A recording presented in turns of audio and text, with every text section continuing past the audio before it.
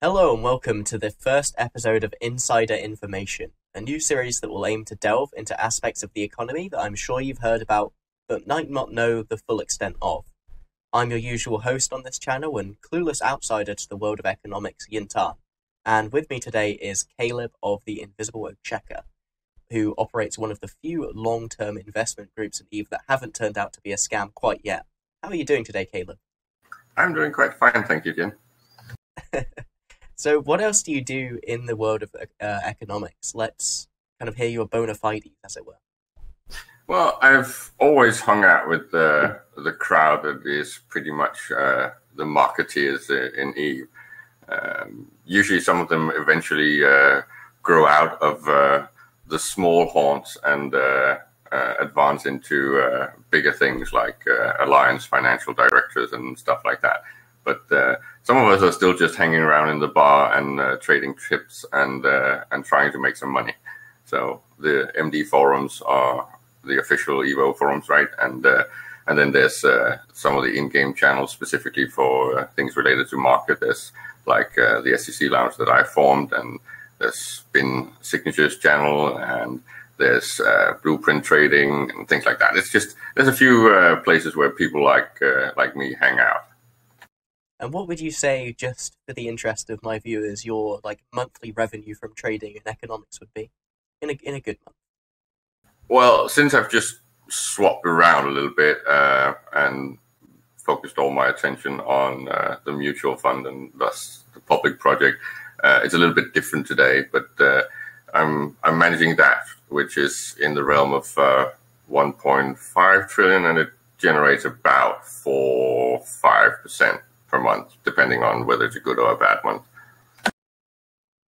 For those of us who can't do percentages in our head, what's 5% of 1.7 trillion? Well, the payout at the moment is in 30 billion, and then there's about between 20, maybe 30 billion that's written to next month's profits and to the share value. Wow, so quite a project then. Yeah, it's basically it was me trying to get out of managing my own thing because I was not having fun with that, and it was always like haphazard what I was doing and how active I was in speculating and trading.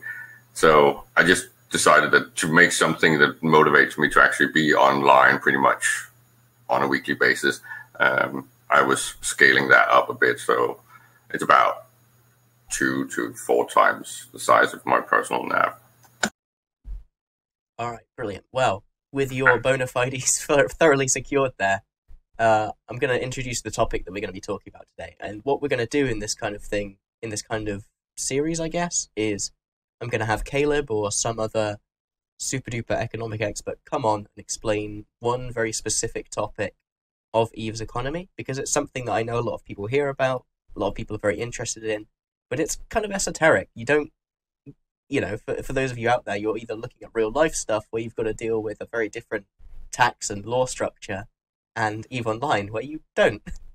Yeah, we're about as weird as role players in EVE, right? Yeah, yeah. And I've done roleplay content on this channel. But yeah, today we're going to get into a topic that I love just due to the sheer, gamesmanship and depth involved in it, and that's patch speculation, which means making money not from direct player actions, but by using what CCP does to change the game, which therefore changes demand in order to fulfill the basic goal of marketeering, which, as I'm sure you'll all come to learn, is buy low and sell high.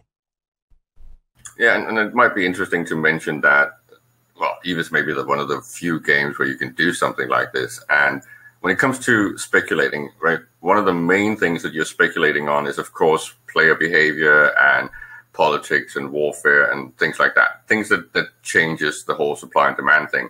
But even more important is the disruptive nature of CCP's intervention, which is pretty much the force majeure of EVE Online, right? It's pretty similar to forced innovation in real life markets, right? And things like weather and catastrophe. Do you want to go into what forced innovation is very briefly, or is it a complex topic? No, it's just if someone is inventing something that disrupts a market, right? so a driverless car, then pretty much the entire market of taxis and cabs and all that is going to change dramatically. That means that all the markets that are supportive of these things, like the car producers that historically have produced these cars, I think in the UK it's the black cabs, and in many European countries it's pretty much Mercedes and Audi, car manufacturers that has huge positions in supplying cars for taxi drivers. Things like that is going to change, right? So it's about disruptive power and forces in the market, and that is all about what is done by CCP and inadvertently by the CSM, as you are a member of. Yeah, I think people are going to have a bit of fun when they see the title of this show combined with the topic of patch speculation. But hey ho, why not have a little bit of clickbait in there? All right, so when I came to talk to you originally about the subject of kind of patch speculation, you really broke it down well, and you talked about the three different, I guess, information sources, or the way that you might get information that let you make a more informed decision about the market, which in turn let you make money. Why don't you break down the three kind of... Well, in inverted order, it's like the long term, the mid term, and the short term speculations, right? And I think what's interesting about the long term, that I know that someone like Aerith has pointed out that is an actual possibility, is the most complicated and also the most interesting, right? Because it's everything that's, in my opinion, is about more than a year or 18 months time perspective, right? So when you are so far ahead of the curve that you're basically speculating on things that's not really yet being discussed, so changes that should be coming down the line, whether that is the big one, or the very hardcore player might have said, well, eventually they're going to do something about AFK income from PI and from moon mining, right? And this is basically what we got with the Lifeblood expansion. But you could easily have invested in things like Moongoo 2 years ago or more if you were really smart. And it's pretty much going to be the same with PI, I suspect. And then there's all the occasional small weird stuff. I told you about how many market people have a tendency of buying things that are sort of non-utility items, just in case at some point down the line CCP is eventually going to use it for something or put it in a blueprint. And I gave you the fun example of anyone that's actually been collecting Marines and janitors in the past got a little bit of a nice surprise when it was added to the structures blueprints. So that's some of the examples of very long-term speculation. And then, of course, you got things like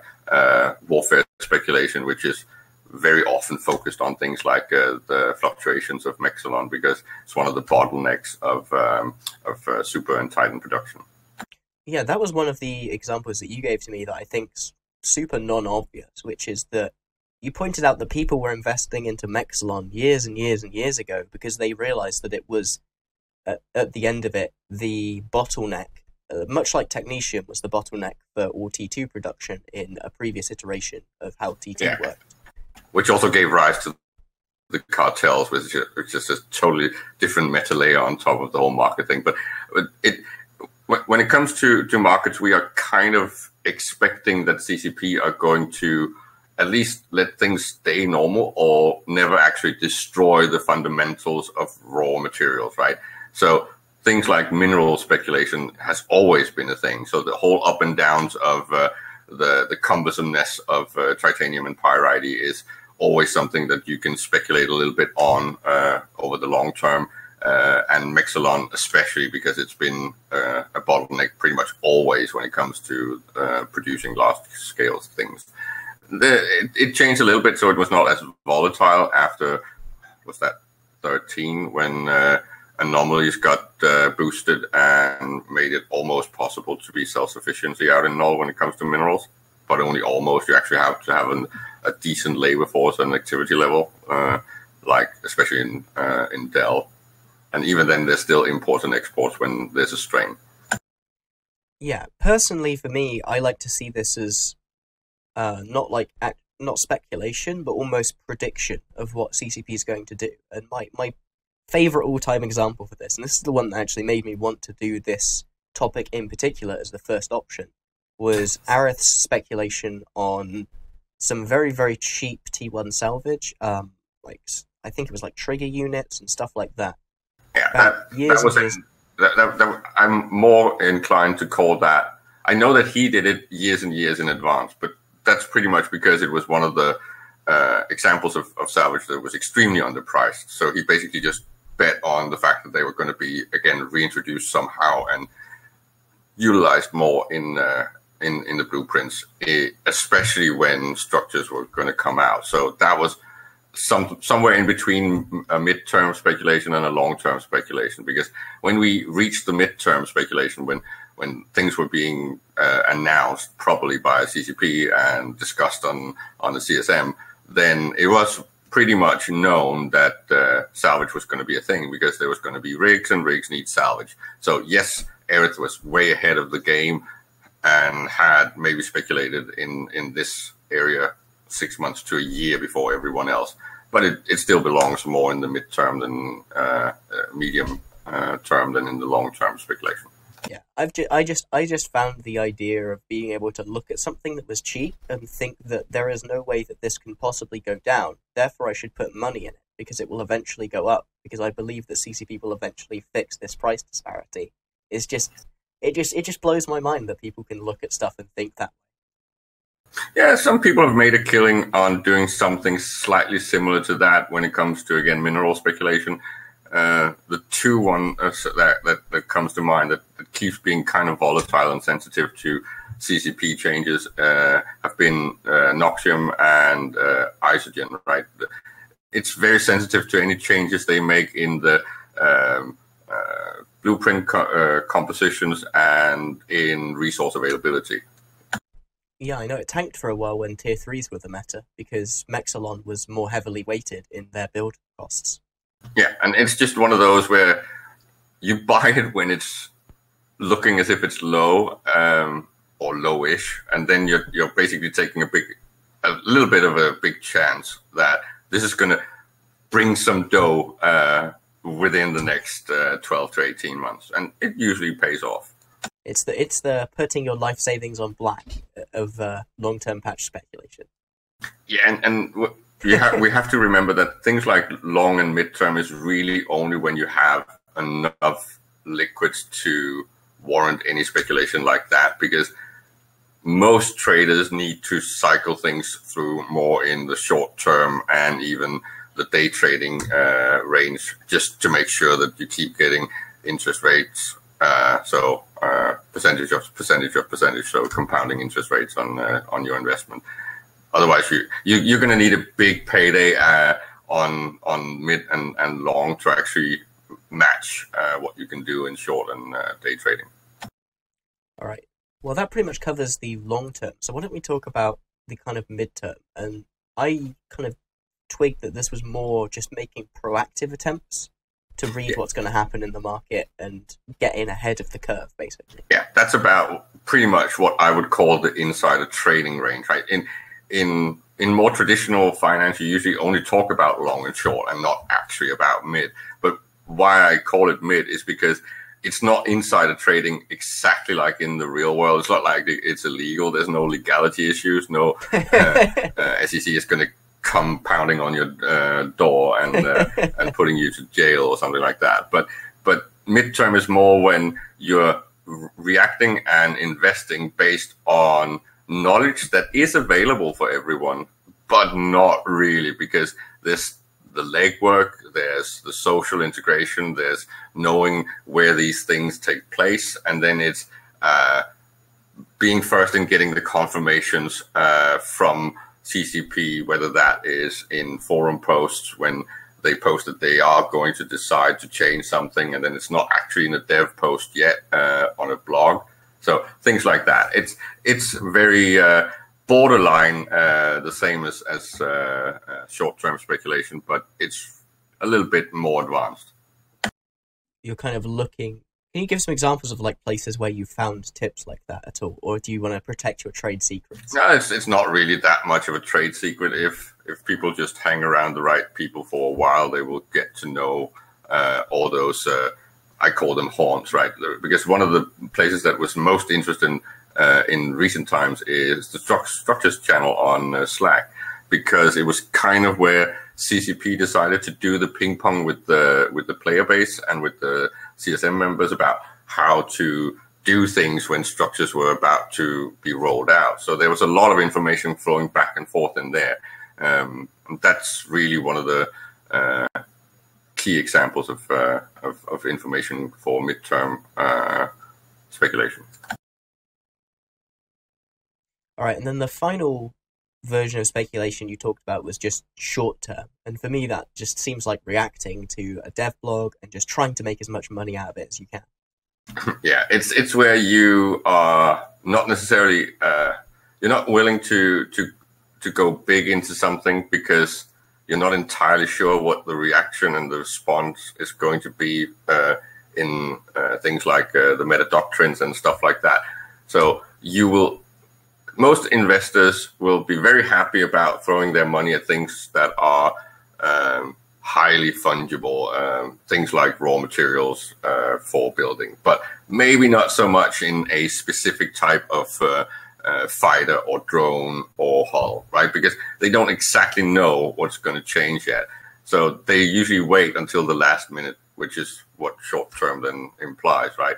So there's been a few examples of that where most of the response came on the short-term range, like when the announcement of battleship hull materials were changed, right? Then pretty much everyone and their mother started producing battleships just before the patch, right?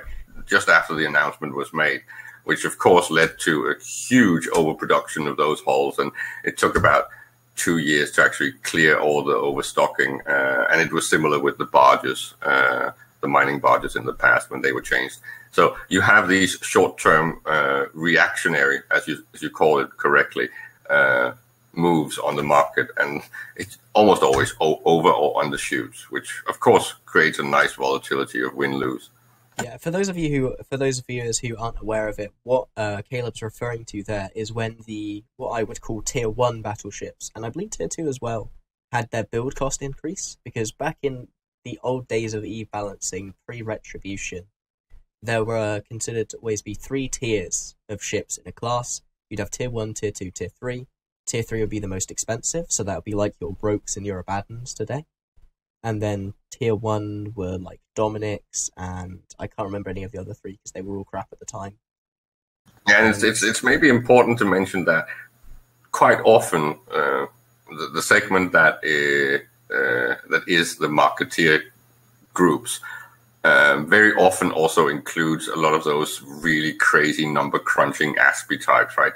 So they often have like this combo of market stuff and industry. So quite a lot of them are semi-ready to roll out their industry alts pretty fast, which means that some of them, the investors, rolled out their industry machine and basically overproduced things like battleships. So it was not just the traditional industrialists, it was also all these combo market people that was trying to make a killing, and they kind of lost on those. Yeah, well, do you have any examples that you'd like to give for short-term speculation that have happened in more recent, 6 to 18 months? I think there's been a few things when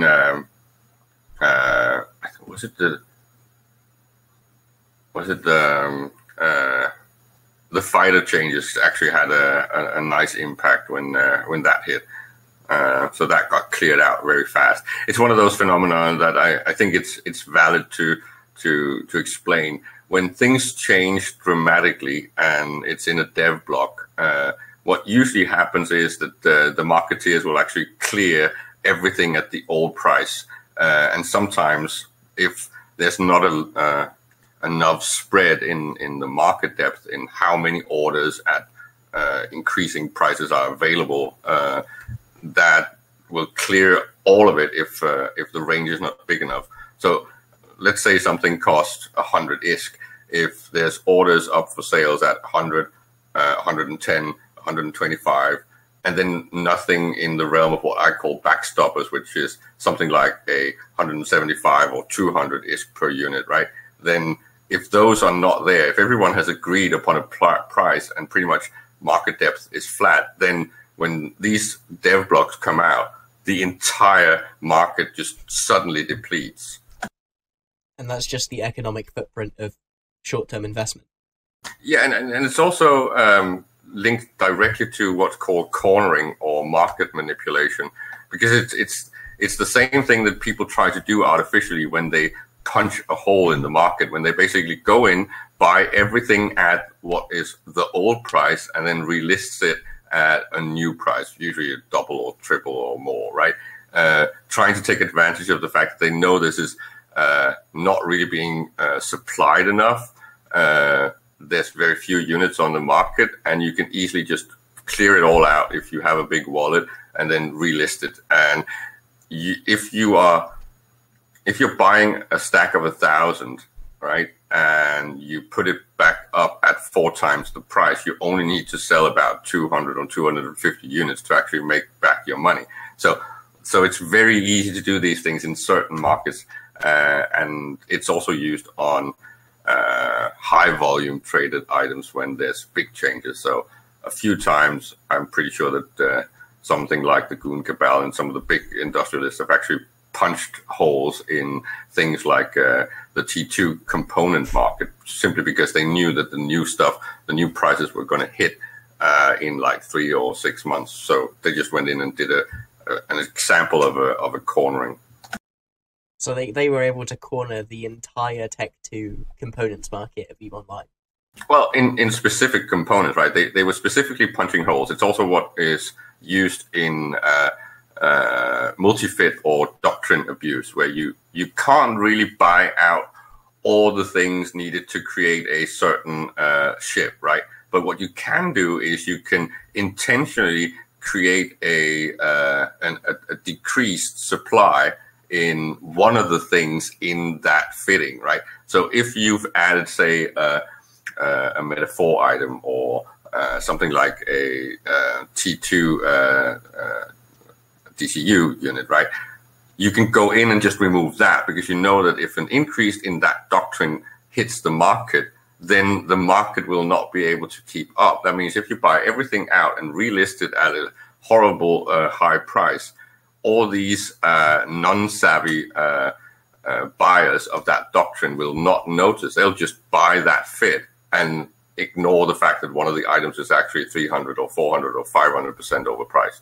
Now that sounds just like a perfect idea for another episode we can do about using the market as a tool in warfare. I think Arith and a few other people from Goon Swarm would absolutely love to be on that one. Oh yeah, I'm sure that Arith can give very good explanations on exactly how you use a big wallet to deplete and destroy your opponent's ability to actually resupply their stock. Still, that is, like I said, a topic for another time. Do you have any closing thoughts on the topic of patch speculation for us, Keelan? No, I'm nothing except for the fact that if you want to try this, just keep to some of the old rules of thumb.